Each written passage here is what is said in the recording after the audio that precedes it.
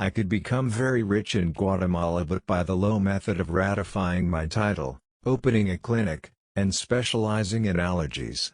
To do that would be the most horrible betrayal of the two eyes struggling inside me, the socialist and the traveler. The true revolutionary is guided by a great feeling of love. It is impossible to think of a genuine revolutionary lacking this quality. Silence is argument carried out by other means. The revolution is not an apple that falls when it is ripe.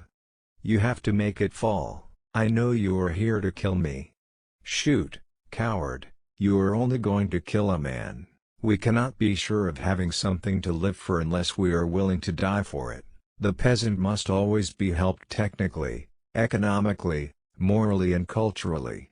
The guerrilla fighter will be a sort of guiding angel who has fallen into the zone, helping the poor always and bothering the rich as little as possible in the first phases of the war. Remember that the revolution is what is important, and each one of us, alone, is worth nothing.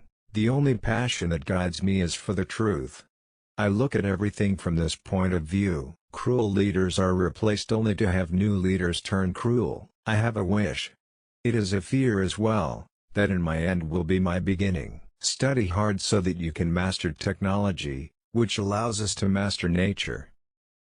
A political event was that I met Fidel Castro, the Cuban revolutionary. He is a young, intelligent guy, very sure of himself and extraordinarily audacious. I think we hit it off well. I am one of those people who believes that the solution to the world's problems is to be found behind the Iron Curtain. I had a project for my life which involved 10 years of wandering, then some years of medical studies and, if any time was left, the great adventure of physics.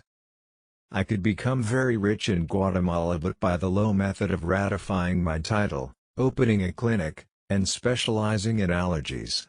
To do that would be the most horrible betrayal of the two eyes struggling inside me, the socialist and the traveler.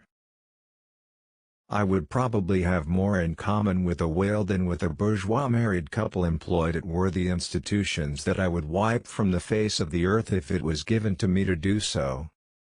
Many will call me an adventurer, and that I am, only one of a different sort, one of those who risks his skin to prove his platitudes. How easy it is to govern when one follows a system of consulting the will of the people and one holds as the only norm all the actions which contribute to the well-being of the people. It is important to emphasize that guerrilla warfare is a war of the masses, a war of the people. The guerrilla band is an armed nucleus, the fighting vanguard of the people. It draws its great force from the mass of the people themselves. Che Guevara,